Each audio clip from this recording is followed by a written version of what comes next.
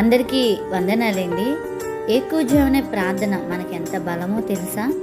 ఏకూజావనే మన ప్రార్థన చేయాలి.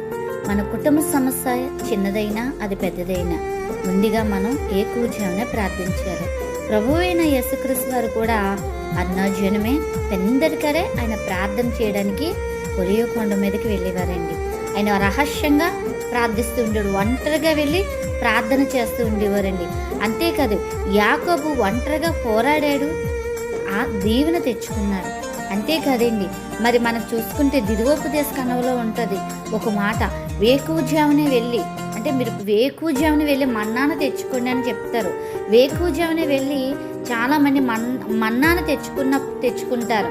అది ఎలాగుంటుందంటే ఫ్రిడ్జ్లో పెట్టినట్టుగా అప్పుడే తాజా మన్నా కింద ఉండేదంట. అందరూ చెప్పుకునేవారు. కొంతమంది బద్దకస్తులు కొంచెం లేటుగా లేచి వెళ్ళేటప్పటికి ఆ సూర్యకిరణాలు దాని మీద పడడం వల్ల ఆ మంచంతా కరిగిపోయి మన్నా పాడైపోయేది.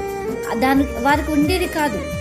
మనం ఎలా ఉండాలంటే మొదటి వారు ఎలాగైతే దేవుడి మాట పూజ తప్పకుండా వెళ్ళి మరి వేకువజామున వెళ్ళి ఆ మన్నాన్ని వేరుకొని వారు కడుపు నింపుకునేవారు, అలా మనం వేకువజామునే మన బిడ్డల కొరకు, మన కొరకు, దేశం కొరకు అంగలర్చి మొర పెట్టేవారు బిడ్డలుగా మనం ఉండాలండి.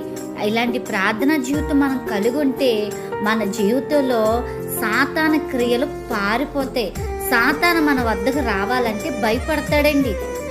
తన బిడ్డల కొరకు, తన కుటుంబం కొరకు అన్నాజనమే స్తుతి బలి అర్పణ ఇచ్చేవారంటే అండి. ఎవరు? యోగ గంధంలో ఉంటుంది యోగి గారు. అలాగే మనము ఏం చేయాలంటే సమస్య వచ్చినప్పుడు మోకరించడం కాదు, కానీ సమస్య ఎట్నుంచి వస్తుందో మనకు తెలీదు. ముందుగానే ప్రార్థన జీవితం కలిగి ఉండాలి.